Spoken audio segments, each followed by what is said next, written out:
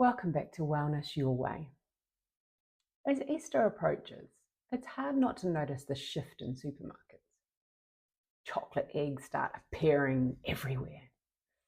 Displays get bigger each week, and it becomes harder to ignore the colourful foil wrappers and seasonal treats.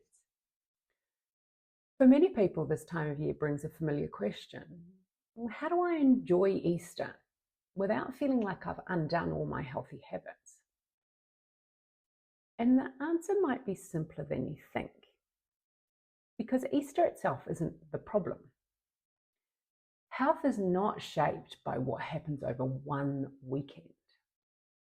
It's shaped by what happens consistently over time. A couple of chocolate eggs shared with family will not undo balanced meals, movement, sleep, and good routines. What matters more is perhaps how we approach it. Let's start with something practical. Why chocolate can sometimes leave us feeling worse. And that often comes down to blood sugar. When chocolate or sweets are eaten on an empty stomach, blood sugar can rise quickly. And that rise is usually followed by a drop, leaving you feel tired, a bit irritable, and often reaching for more sugar not long after. And you may recognize that pattern. The initial boost feels good, but it doesn't last. The simple shift here isn't to avoid chocolate. It's to look at the timing. Enjoying chocolate after a meal rather than on an empty stomach slows how quickly that sugar enters your bloodstream. Protein, fibre, and healthy fats from your meal help to create a steadier response. So instead of a spike and crash, you get a much more stable experience. One small change can make a big difference over that long weekend.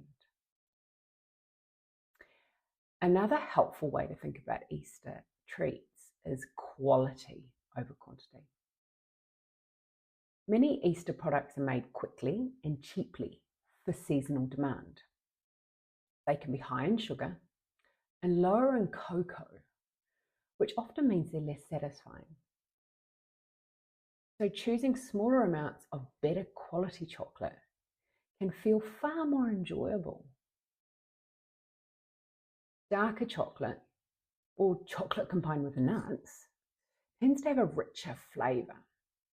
That richness naturally encourages you to slow down and feel satisfied with less. It shifts the experience from mindless eating to something more intentional. Now, for families, Easter often centres around children and things like chocolate egg hunts. And while these are a lot of fun, they can sometimes lead to an afternoon of high energy, followed by a noticeable crash. One way to balance this is to shift the focus of the hunt instead. Instead of every item being chocolate, you could mix in small toys, wooden eggs, clues, or activity-based rewards. Interestingly enough, this is something that we did when I lived in the Maldives because we couldn't put chocolate out with the heat. And the children loved being able to collect all of the wooden eggs and then get their chocolate. Because they still get the excitement of the hunt, but without everything being centered around sugar. Another option is simply spacing treats out over the day or across several days, rather than having everything at once. Keeps the enjoyment, but reduces the overwhelm.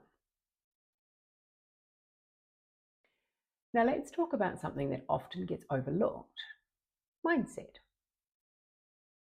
For many people, treats are tied up with guilt.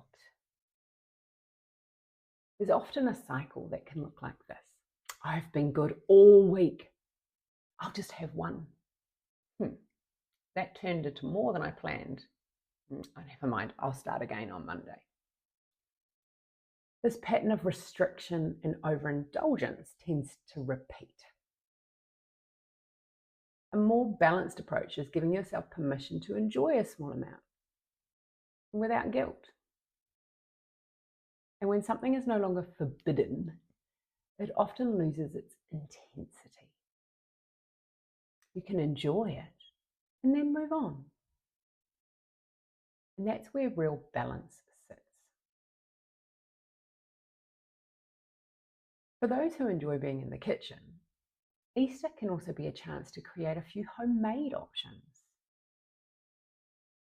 Simple recipes using nuts, coconut, dark chocolate, or even protein-based powders and ingredients can provide a more nourishing alternative. Something that still feels like a treat, but supports steadier energy. And what's nice about making something yourself is that you know exactly what's going into it. You can include healthy fats from nuts or coconut, add that source of protein, and keep the sweetness at a level that feels satisfying without being overwhelming. That combination of fat and protein slows how quickly sugar is absorbed, which means you're much less likely to experience that sharp rise and fall in energy. So instead of that quick boost followed by a slump, you'll feel more stable, more satisfied, and less likely to keep reaching for more. It becomes a treat that feels sustaining rather than depleting. And it changes the experience in a really subtle way. Instead of opening a packet and eating quickly, there's that time of preparation, a sense of involvement. And often these are the treats that people naturally slow down and enjoy more. More awareness in the eating. You notice the texture, the flavour, the richness. And that in itself often leads to eating less but enjoying it more. And of course, if you have children, it becomes an activity in itself. Making something together, pouring mixtures into moulds, putting them into the fridge to set. It adds another layer to Easter that isn't just about consuming chocolate. It becomes about creating something together. And that togetherness in those moments is often what people remember most. Even something as simple as blending nuts, coconut, and a little protein powder with coconut oil and setting it into small molds can create a really satisfying chocolate-style treat. And they don't need to be perfect. They don't need to look like something from a shop. They just need to be enjoyable. And often having a mix of options, maybe some traditional chocolate, some homemade, naturally brings balance without needing to force it. It's not about replacing everything. It's about adding options.